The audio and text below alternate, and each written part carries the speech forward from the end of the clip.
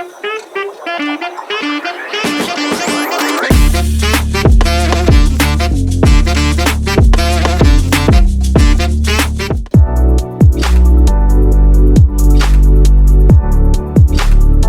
to this video. In this session, we will explain what an XML sitemap is and why it is important for SEO and website visibility. An XML sitemap is a special file that lists all important pages of your website in a structured format so search engines can find them easily. A sitemap improves SEO by ensuring that all your important pages are discovered, crawled, and indexed by search engines. You should include high-value pages like homepage, product page, blog post, contact page, and any other content page that need to be indexed. An XML sitemap is written in code, but it follows a clear structure that search engines can easily understand.